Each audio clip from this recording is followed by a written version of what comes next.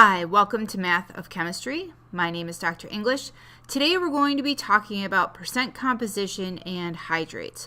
Specifically, we're going to look at how to understand percent composition with a bunch of worked examples. Then we're going to look at how to work with hydrates along with some more examples. Understanding percent composition.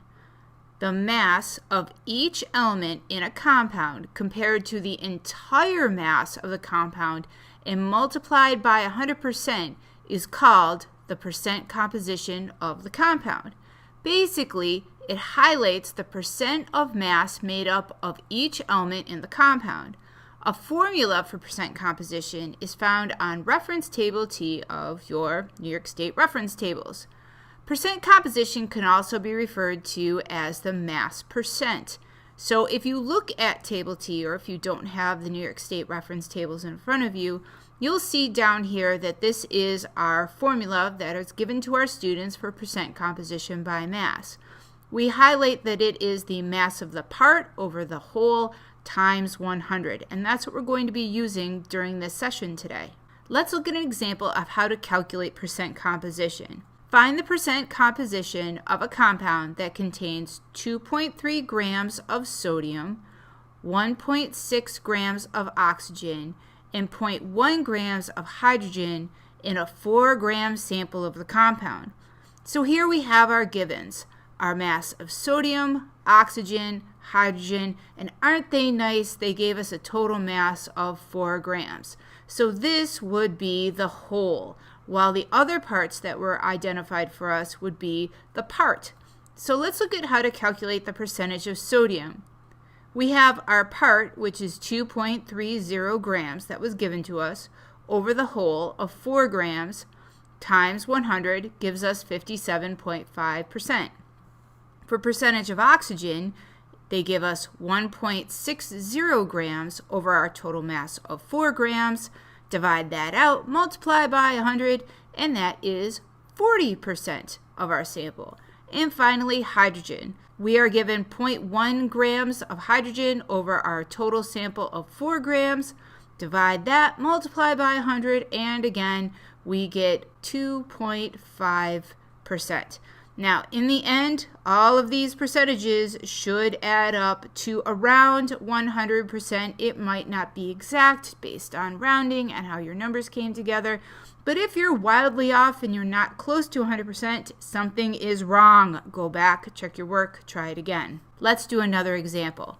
What is the percent composition by mass of nitrogen in ammonium carbonate, where they give us the gram formula mass of 96 grams per mole? So this is our whole right here. So percent composition is part over the whole times 100. Let's start out by writing out our formula. NH4-2CO3.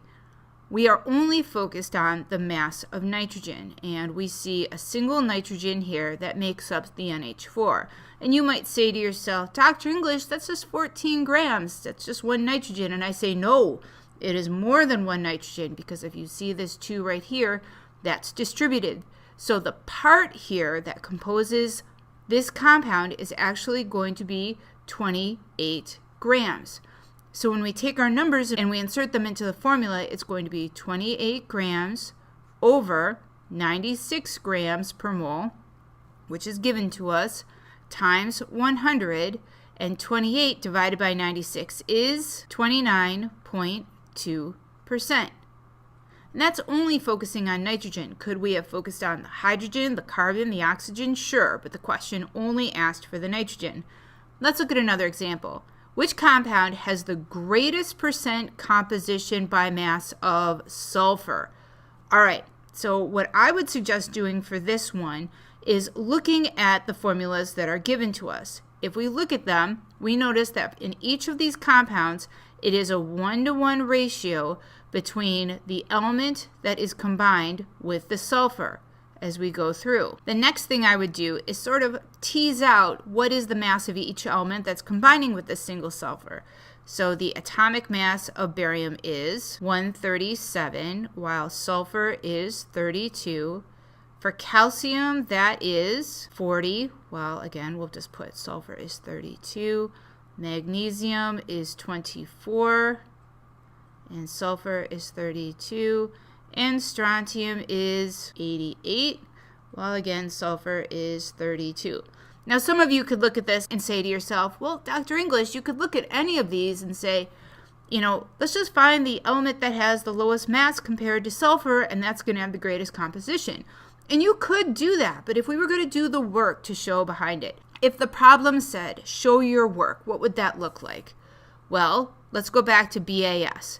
So we're looking for the percent of sulfur. So this is going to be 32 over our total mass of 169 times 100, and that gives us 18.9%. Okay, let's go to the next one.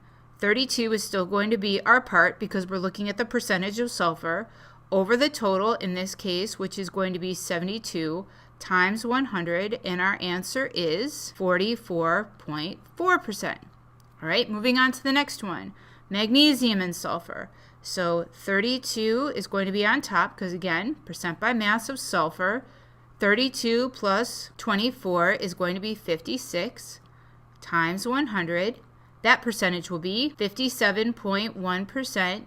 And finally, 32 divided by 120 times 100 gives us 26.7%. So some of you might say to yourself, Dr. English, it would have been just so much easier if you had gone back and you had looked at all the different masses of barium and calcium and magnesium and strontium.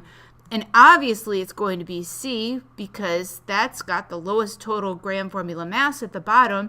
And therefore, sulfur is going to have the highest mass in that compound because it's 57.1. And I'd say, sure, absolutely, you're totally right. But if they say show your work to do that, this is what you would need to do to justify your answer. Now let's talk about hydrates. Percent composition problems often involve hydrates, where the percentage of water or the anhydrate is calculated. Let's look at some key terms. What is a hydrate? A hydrate is an ionic substance that includes defined amounts of water as part of the crystal structure. Water molecules are shown as part of the formula after the ionic compound. So here we have an example of copper 2 sulfate hexahydrate. So the hydrate part of it, the water molecules, are included after the ionic compound. An anhydrate is only the ionic compound where the water molecules have been removed. So copper 2 sulfate by itself with the water molecules removed would be known as the anhydrate, also known as an anhydrous substance. Now notice, and this is super, super important, that dot in the formula is seen as an addition symbol rather than a multiply symbol when you're calculating the gram formula mass of the hydrate. Be really careful about that. Let's look at a worked example. A 10-gram sample of a hydrate was heated until all the water of hydration was driven off, in other words, evaporated off. The mass of the anhydrous product remaining was 8 grams. What is the percent of water in the hydrate? All right, so our hydrate was 10 grams. Our anhydrate, with all the water removed, is 8 grams. So 10 take away 8 gives me 2 grams, and that is going to be the mass of my water. Now, a hydrate problem is just a percent composition problem. So it's going to be part, which in this case is going to be the water, over the whole, which is going to be the hydrate, because it's the ionic compound plus the water, times 100. So now we're going to plug in our numbers. They're asking for the percent of water. So 2 grams of H2O on the top, that's the part that's water, over the hydrate, which is 10 grams of hydrate, times 100, gives us 20%. Here's a different type of setup for a hydrate problem. A student determining the percent by mass of water in a hydrated crystal obtained the following data. The mass of the crystal before heating, 5 grams. Mass of the crystal after the first heating went down to 3 grams. After the second heating was 2.5 grams, and then a third heating was done, and that was also 2.5 grams. Now this is really important because we want to make sure that the masses of our anhydrous substance are constant near the end, meaning that all the water has been removed, so no water remains, which could throw off our results. So this initial mass right here is the mass of our hydrate. That is our ionic compound with the water molecules included before heating. Our anhydrate is where things become constant. So this is our anhydrate down here. So what is the percent by mass of water in the hydrate? Again, this is part, which is going to be the water, over the whole, which is going to be the hydrate, times 100. So the part, because we're looking at the water here, is 2.5 grams. And you might say, well, Dr. English, how do you know that the water is 2.5 grams? Because the original mass of the hydrate is 5 grams minus the mass of the anhydrate, which is 2.5 grams. I'm getting that from down here. And if I take the difference of that, it's 2.5 grams. So that gives me the mass of my water, which I've written down here. So 2.5 grams of water over the total mass of the hydrate, which is 5 grams, times 100. So 2.5 divided by 5 times 100 is going to be 50%. So 50% of the mass of the crystal before heating was water. So what did you learn? We talked a little bit about percent composition and what that entails, and we looked at some worked examples. Then we looked at understanding hydrates and what that means, and then did some more worked examples. Need more help? Feel free to contact me. Have a great day.